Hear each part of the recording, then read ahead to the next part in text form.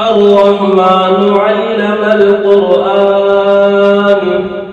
خلق الإنسان علمه البيان الشمس والقمر بحسبان والنجم والشجر يسجدان والسماء رفعها ووضع الميزان ألا تطغوا في الميزان وأقيموا الوزن بالقسط ولا تخسروا الميزان والأرض وضعها للأنام فيها فاكهة والنخل ذات الأكمام والحب ذو العصف والريحان فبأي آلاء ربكما تكذبان خلق الإنسان من صلصال كالفخار وخلق الجان من مارج من نار فبأي آلاء ربكما تكذبان رب المشرقين ورب المغربين فبأي آلاء ربكما تكذبان مرج البحرين يلتقيان بينهما برزخ لا يبغيان فبأي آلاء ربكما تكذبان يخرج منهما اللؤلؤ والمرجان فبأي آلاء ربكما تكذبان وله الجوار المنشآت في البحر كالأعلام فبأي آلاء ربكما تكذبان كل من عليها فان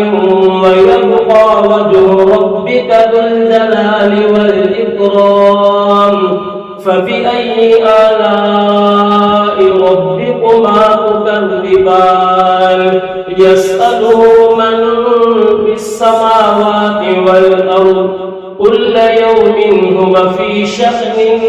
فبأي آلاء ربكما تكذبان سنفرغ لكم أيها الثقلان فبأي آلاء ربكما تكذبان يا معشر الجن والإنس إن استطعتم أن تنفذوا من أقطار السماوات والأرض فانفذوا لا تنفذون إلا بسلطان فبأي آلاء ربكما تكذبان يرسل عليكما شواظ من نار ونحاس فلا تنتصران فبأي آلاء ربكما تكذبان فإذا انشقت السماء فكانت وردة كالدهان فبأي آلاء ربكما تكذبان فيومئذ لا يسأل عن ذنبه إنس ولا جان فبأي آلاء ربكما تكذبان يعرف المجرمون بسيماهم فيؤخذ بالنواصي والأقدام فبأي آلاء ربكما تكذبان هذه جهنم التي يكذب بها المجرمون يطوفون بينها وبين حميم آن فبأي آلاء ربكما تكذبان ولمن خاف مقام ربه جنتان فبأي آلاء ربكما تكذبان ذواتا أفنان فبأي آلاء ربكما تكذبان فيهما عينان تجريان فبأي آلاء ربكما تكذبان فيهما من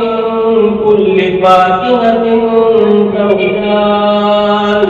فبأي آلاء ربكما تكذبان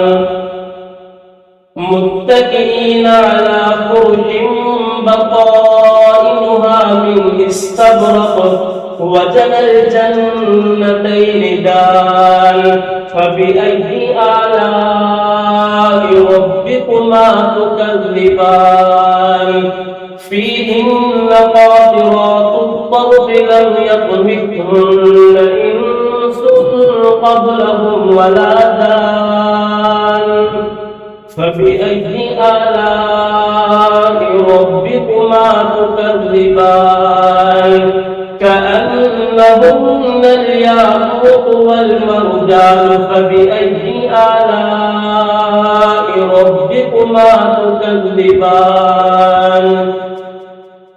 هل جزاء الإحسان إلا الإحسان فبأي آلاء ربكما تكذبان ومن دونهما جنتان فبأي آلاء ربكما تكذبان مدهامتان فبأي آلاء ربكما تكذبان فيهما عينان نضاختان فبأي آلاء ربكما تكذبان فيهما فاكهة ونخل ورمان فبأي آلاء ربكما تكذبان فيهن خيرات حسان فبأي آلاء ربكما تكذبان حور مقصورات في الخيام فبأي آلاء ربكما تكذبان لم يطمثهن إنس قبلهم ولا جان فبأي آلاء ربكما تكذبان متكئين على رفرف خضر وعبقري حسان فبأي آلاء ربكما تكذبان تبارك اسم ربك ذي الجلال والإكرام